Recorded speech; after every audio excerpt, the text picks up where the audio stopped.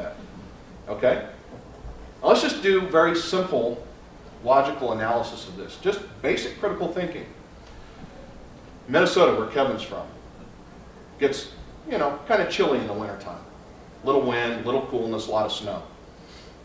And in fact, I was there, when I was writing this book, I was there, and I watched a guy sweat freeze on his face while he was waiting for the doorman to get the door unstuck after he came back from his jog. It took that long. It was 20 below that day.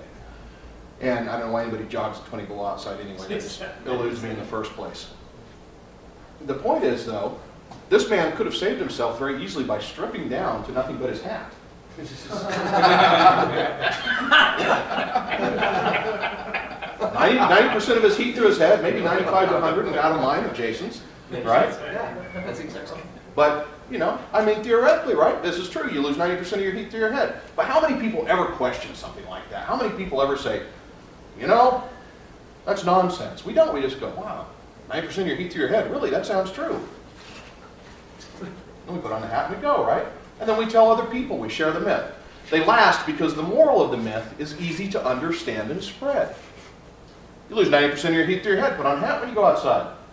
Easy to understand, easy to spread, right? Easy to remember, easy to tell. Let me just give you an example here. I'd like everybody to stop writing right now. Put your hands flat on top of the desk, please. Look straight forward at me. No looking at your pads or pencils. We do have an educator in the back of the room, and I have provided him with a ruler. If I see any educational looks at your pads when I ask this question, you'll be summarily slapped silly. Okay. What was the percentage of people What was the percentage of people in the example that Dr. Knowles gave who purchased cupcakes in example 1? 41. 41%? 42%. What was the number, Dr. Knowles? 42. 42. Okay. One person got it right. 2 people. Okay, 2 people. 3. You got it. Okay. 3 people. Come on, Come on, you people are cheating now. You're 49 and a half. I think it was, okay. Now, how many people here, by a show of hands, remember the smoking joke that he told? Yeah, he talked about the abbot and the smoking in the frame. How many people remember that joke? How many people could retell that joke right now? Great. 4 people could remember a statistic. Over half the room could remember a joke and retell it, having just heard it for the first time. That's the power of stories. They last because they're easy to understand and they're easy to pass on. Jokes are easy to pass on, so are morals. So here's the myth model. The myth model is based on Joseph Campbell's work around mythology. How many people here are familiar with Joseph Campbell? If you're not, write it down, Joseph Campbell. Get his books. They're very, very powerful and very useful in persuasion. But he talks about the hero's journey, and it's the basis of much of his myth work. The hero's journey is a foundational story that's told over and over and over again. And any myth that perseveres through time models the hero's journey. The Christ story, the Buddha story, the Allah story, the Horatio Alger story. You name your story, it follows this model. Star Wars followed this model. Almost every major motion picture since Star Wars has followed this model. That's exceptional and does very well in the box office. The purpose is to create a compelling story that reduces resistance, moves past critical thinking filters for an appropriate amount of time, and leads people to their own most logical conclusion. How many people here love it when you're reading a book and you just almost get it, and you get the ending just before you get there and you go, oh, I knew it. You know, I knew I had it, right? Some people like that. You like to know you're getting it. And then some people like the plot twist, right? Where at the very end, oh, everything blows up.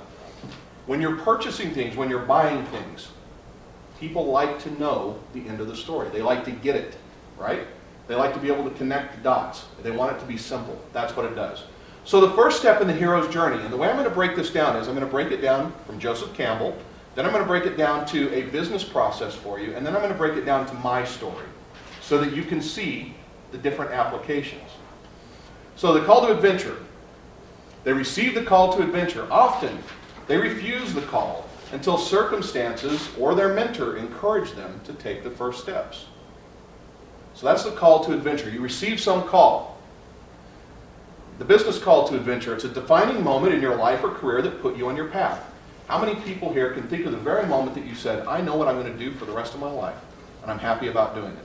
What was your defining moment? I saw wedding photography that looked like it was artwork. Saw wedding photography that looked like it was artwork. Jason? Reading Tony Robbins' book. Reading Tony Robbins' book. Great. Anyone else? Yes. Alex Mendosian's Teleseminar Secrets. Okay. Those things put you on your path. It was your call to adventure, right? You got started. You had an aha moment, right? A breakthrough. And then there was that moment when you went seeking knowledge. Did you have to go seeking knowledge after you'd seen that? Sure. Okay. Did you? Absolutely. Did you? Absolutely. So then there was an emotional time that pushed you to find the truth. Did it impact you emotionally? Did you have a sense inside of yourself, a feeling that said, this is the right thing at the right time? Right. And a key figure, a mentor in your life who changed your way of thinking. Was there someone in particular, someone's work you saw? In your case, Tony Robbins. In your case, Alex Mendosian. Okay, great. So my call to adventure. Well, my call to adventure was slightly different because I was young. I was 6 years old. So my call to adventure was being taken away from my social culture and moved into a cult. Being physically removed from all of my family, other than my closest family, my mom and my one brother at the time, and moved clear across the country from Oklahoma to Idaho. Picked up, moved, and separated. And my second call to adventure, which happened shortly after, but was never fully fulfilled until later, was that I questioned the reality of a cult. I thought, what? Why do these people say these things? This just doesn't sound right to me. I've had cartoons my whole life up until now, and they didn't suck. Crossing the threshold. That's the second portion. Once they cross the threshold, they leave their ordinary world behind. And they step into a special world where they have to learn protocols and rites of passage and ways of being. And within the special world, they have to pass tests. They have to earn the assistance from allies, and they have to defeat or learn from enemies. When you started your wedding photography business, did you have to learn new protocols? Did you have to learn new information? Were there tests? Were there challenges? Did it challenge some of the things you knew about photography or wedding photography up to then? Or It was actually a whole other way of life. a whole other way of life and thinking? Great. What about you, Jason? Absolutely. I started reading your book. I know that it challenged a lot of your ways of thinking. And did Alex's ideas challenge your ways of thinking? I'd been seeking something in particular and it fit. It was the thing I'd been looking for. Right. And here's the interesting thing, seeking. When people talk to you, do people come and talk to you when they're not seeking about your solutions and the work that you do? Do people just randomly pick your name out of the phone book and call you and say, hi, I'm just interested in financial planning today. Tell me everything there is to know about it. I'm not going to buy from you or do anything else. I'm just inherently curious about financial planning. I would like to know all there is to know. Would you please spend some time with me? No. They're seeking, aren't they? They're looking. So they've already gone a long ways down the path towards being able to let you change how they believe. So, leaving the ordinary business world behind, you started down the path studying the predictable and expected, right? You knew how to take pictures, you knew how to do photography, right? You knew how to live before you met Tony Robbins. You knew how to pick up the telephone before you talked to Alex. You discovered a special world or a special knowledge that you explored. Now trust me, I'm going to bring all this together for you. This is very deep and detailed information. I'm going to bring it together for you in ways that you'll see exactly how this works.